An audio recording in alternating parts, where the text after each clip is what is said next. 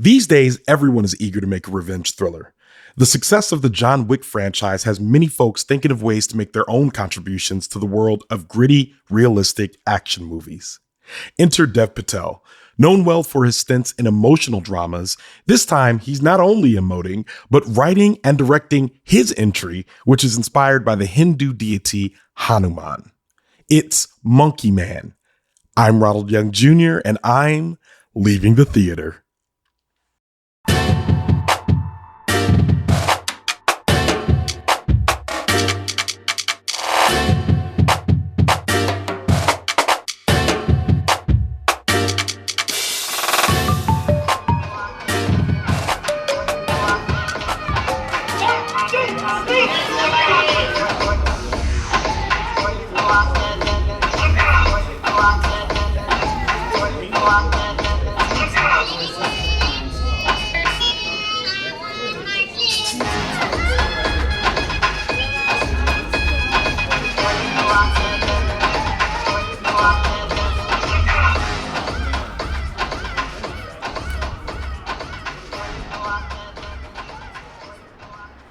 All right, this is Ronald, and I am leaving the theater after seeing Monkey Man.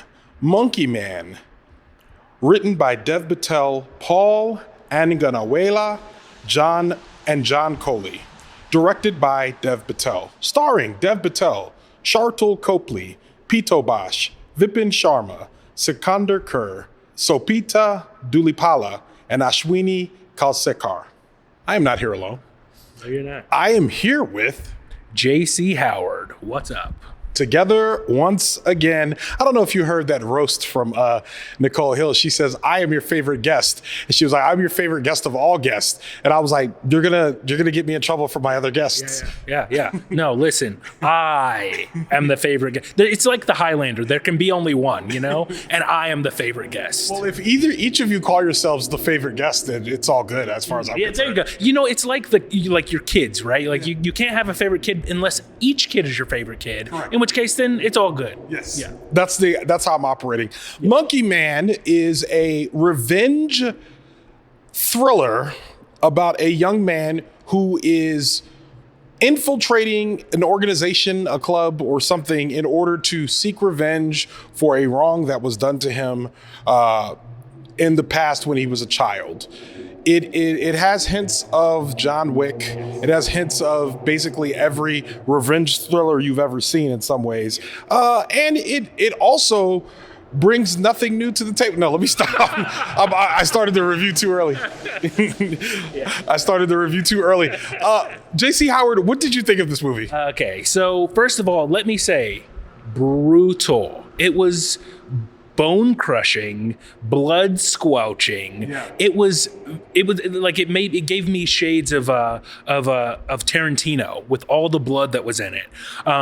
But it was Dev Patel. So this is the thing. I am a Dev Patel fan. I also am a Dev Patel fan. So this, I feel like, was an opportunity for Dev to be an action star in his own right, which I think he took. He was the center of this movie, yes. And it revolved around him in the way that it should have. This was also an opportunity to do something new with the genre, especially when you have the acting talent of someone like Dev Patel. And I don't think they took that opportunity nearly as much. It wasn't exactly about the rampage itself. It was more about the man. So the comparison to John Wick, I do appreciate that because, first of all, the palettes, the colors, everything was very John Wick. But I will give it that it focused more on the man than it did on the rampage. But the question is, as you kind of alluded to, did it add anything else? And I don't think it did. I don't think it did either. I think this was a movie where, again, I love Dev Patel. I'll watch him in anything. I don't even know why. Like, if they're like, oh, Dev Patel's in it, I was like, I'll give it a shot. You know what I mean? I really enjoy watching him. He's a very emotive face, which you enjoy watching act. And you believe him when he acts. Like, my favorite movie that I've seen him in is probably Lion. And there's a very small reference to Lion in this movie, which if you catch it, I was like, I see what you did there. It was just one line. But that being said, this movie, I remember standing up and thinking, this is Brutality, the movie. Like they really went hard with the squelching and the liquid gushing and all of that. And it wasn't quite Tarantino, because Tarantino likes to make it a cartoon. Right. And this was just not a cartoon. This was like, oh, this is very brutal what's happening here. And I wasn't having a good time with some of those parts. Yeah, no, it felt too real in a lot of ways. Yes. Yeah. I mean, like, that is the thing about Tarantino, is that there's so much blood in Tarantino that it's like, this is just not how blood behaves coming out of the human body. With this, it was like, no, that's about how it would be. Yeah. Like, it's thinning in the right places. It's like pooling in the right places. This is slightly uncomfortable, which I appreciate as a device, right? Like as a thing to say, like, let's make our audience a little bit uncomfortable, but to what end, right? Yeah. Like, I don't feel like we were made uncomfortable to any given end to say, like, look, this is the brutality that he faced exactly. It was just like, no, this is brutal almost for the sake of brutality. Yeah, I felt that same thing. I think one thing that I think that this movie suffers from, knowing that Dev Patel directed it, is I think it has some pacing issues. I think there is a montage that comes far too late in the movie for me to believe it. And I think there's ways in which the fighting starts in the beginning and goes to the end. There are scenes where, because it says story by Dev Patel. And I feel a lot of story. There's 3 writers on this film, which tells me that someone came in to fix this. But when you see that the story was by Dev Patel, I imagine that he went in there and says, there's this guy, he grows up with his mom, and Hanuman is involved, and then he's fighting in a monkey mask. And I feel like there was some stuff in there where I'm just like, this isn't as connected as you think, and I don't know if we need this. And I think that really like bogged the movie down in a lot of ways. It made me like, it took me out of the movie in some cases. Yeah. No, I think that's exactly right. And I think you're spot on with, I mean, and this is something that I've heard from interviews with Dev Patel about this movie, is that, I mean, it's almost exactly as you said, is that like he kind of grew up with this story of the monkey man and the Hanuman, I believe is how you say it. Yeah. And Black Panther. Yeah, exactly. It's that same type of thing. And there is even that scene in the movie where he almost is imbued with the powers of the monkey man in some ways. Yeah. And so that is exactly kind of how it came about. And then someone else kind of came in and was like, let's action movie this up in a lot of ways. And it was like, to me, it felt like, did we need it to be punched up? It felt like, did we need it to be punched up in the ways that it was punched up? I don't think we did. But, you know, again, I will say I'm very glad that Dev Patel gets this opportunity, because like, even if this movie, I don't feel like it was exactly for me. I mean, as you said, there were pacing issues. You know, it feels like it didn't really take off until like 40 minutes into the movie. But I will say it was still a vehicle for Dev Patel. And for that, I appreciate. I think it needed to be one movie or another. And I think when it became the movie that I really started to enjoy was in the last third of the movie, which is like weird, because I feel like the last couple movies, it's been the first 2/3 have been great and the last third has been terrible. Whereas this one, I was like, that last third, I'm like, all right, I'm in. Like, you're doing kind of what I expected you to do from the trailer and kind of from the purpose of this movie. Like, you start off with that type of brutality from the beginning, and we just never quite got to it. The only thing that I said that kind of made me say, huh, and I'd love to know other opinions on this, was the use of queer folks in this movie was very akin to magical Negroing, if you got my drift. Like, I was sitting there watching it, and I'm like, are the queer folks in this movie only to make sure that the hero gets to where he's supposed to go?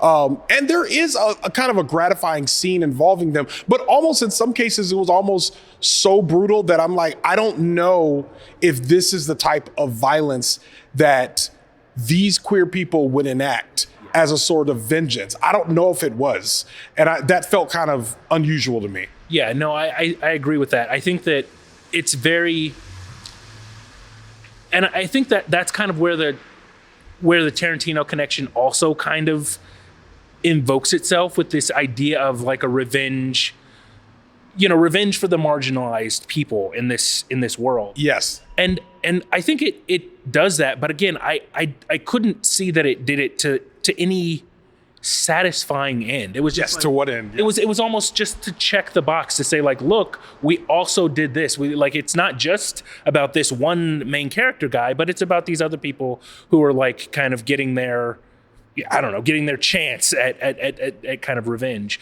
I will also say is that, like, for me, it was the second third of the movie that was like, okay, I'm really in this. The movie did promise what you got in the third act.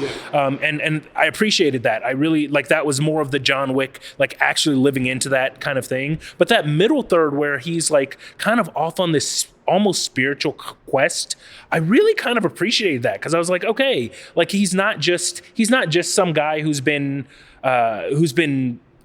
impacted, who's been traumatized by this event that happened in his past, but he's a man on his own journey. And that middle section really gave you him on his own journey, and that I appreciated as well. Again, probably because you just get more Patel being Patel.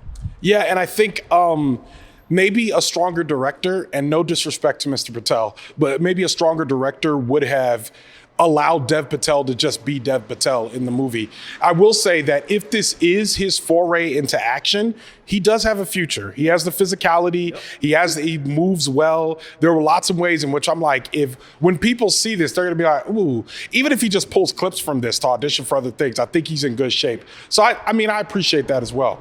He broke his hand, actually. I know. I've heard the lore of that. Yes, it like that is and apparently it almost shut down production of the whole movie. So like, for that, again, many flowers go to Mr. Patel, but not exactly for the directing and for the movie as a whole. But as a lead man, he's got it. So with all of that being said, what do you rate this movie? Out of 5 stars here on Leaving the Theater, we rate out of 5 stars. I know you love the decimal system. It's like your favorite thing. Yeah, I mean, you I think you could see it in my face that I was like parsing the decimals, like where am I going to put it?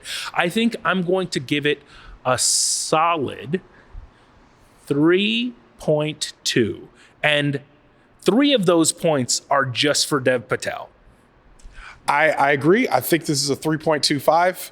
Yes. Yeah, so we're on the same page for the first time in God knows how long. Okay, that's not true. We've been on the same page several. We were on the same page in the last couple of movies, but numerically, like usually our numbers are anyway. Just, I feel like I'm right now. We're within tenths. I think with Ronald. That's like I'm right. Yeah. No, actually, it's data shows that people like it better when I disagree with my guest. So this actually might be a lowly rated episode. Then I give it a 5. Okay. Just get out. 3.25. I think it works because like I think there was parts of this.